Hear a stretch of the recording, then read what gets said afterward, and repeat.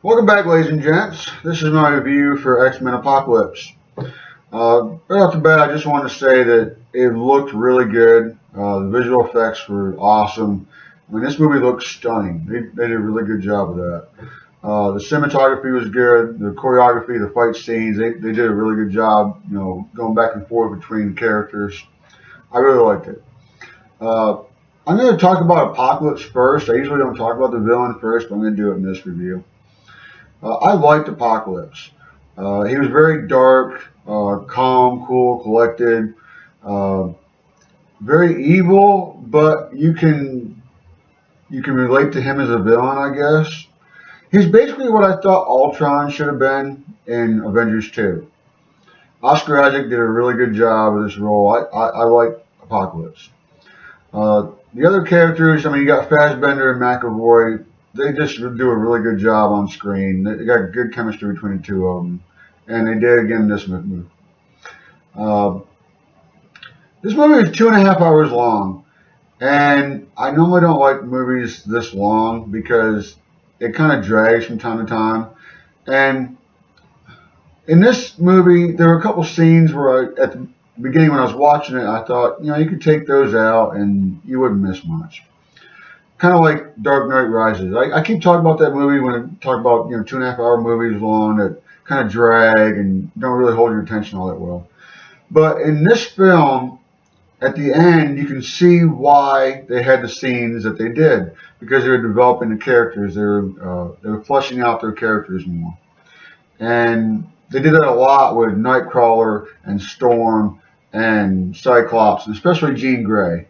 And the finale, the last fight scene with the X-Men Apocalypse, it really hit for me. I really liked how they fleshed out the characters, and in the end, I'm like, that actually worked.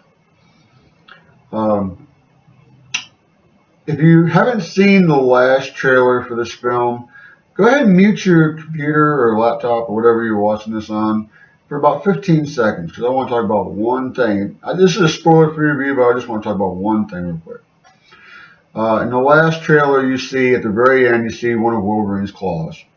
And he is in this movie, and he is played by who I call the Huge Jack Man.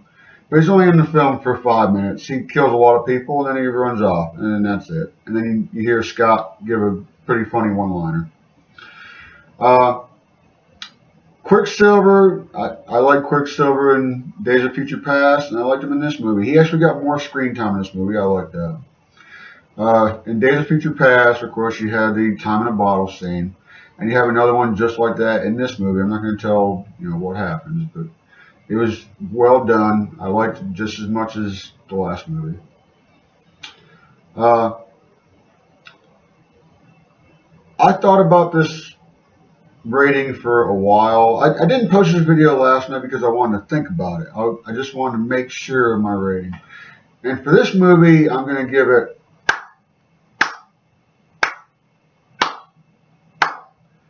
5 slow claps.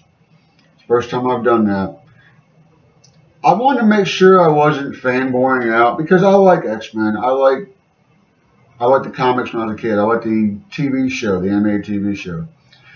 And I like most of the movies. And I just want to make sure I wasn't fanboying. Oh, X-Men is awesome, blah, blah, blah.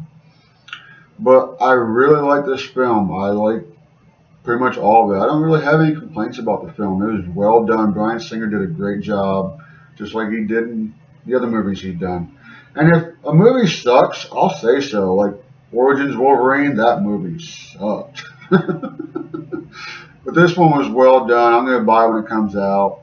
And if you haven't seen it, you really should. If you like X-Men, you're going to love this movie.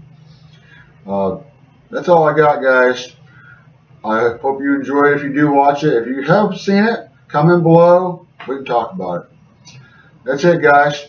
Oh, and sweet dreams.